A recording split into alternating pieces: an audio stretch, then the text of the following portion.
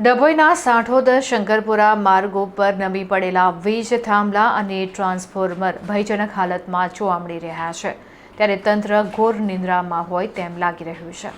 ડભોઈ તાલુકાના સાંઠોદ અને શંકરપુરા ગામની જોડતા રસ્તા પર આવેલા ખેતરોમાં પસાર થતી વીજ લાઇન હાલ ખેડૂતો માટે જોખમરૂપ બની છે.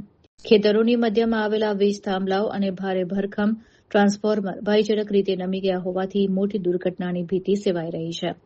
સ્થાનિક ખેડૂતોના જણાવ્યા અનુસાર સિંગલ થાંભલાઓ તો ઠીક, પરંતુ આખી ડીપી પણ એક તરફ નમી ગઈ છે. હાલ ઉનાળાની સિઝન ચાલી રહી છે અને ખેડૂતો ખેતરમાં રાત દિવસ કામ કરી રહ્યા છે. જો આ નબળા પડી ગયેલા થાંભલાઓ સમયસર સીધા કરવામાં નહીં આવે તો ચોમાસામાં તેજ પવન કે વાવાઝોડા દરમિયાન તે ગમે ત્યારે ધરાશાયી થઈ શકે તેમ છે. ખેડૂતોમાં આ વાતને લઈને ફફડાટ વ્યાપેલો છે કે જો ખેતીકામ દરમિયાન લાઇવ વીજ લાઇન તૂટી પડે તો શ્રમિકો કે પશુઓના જીવ જઈ શકે છે.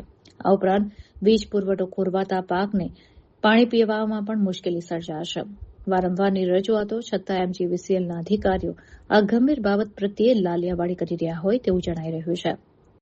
હવે જોવાનું એ રહે છે કે ખેડૂતોના આ ઉગ્ર આક્રોશ બાદ વીજ કંપનીનું તંત્ર કોઈ મોટી દુર્ઘટનાની રાહ જોયા વગર જાગશે ખરું.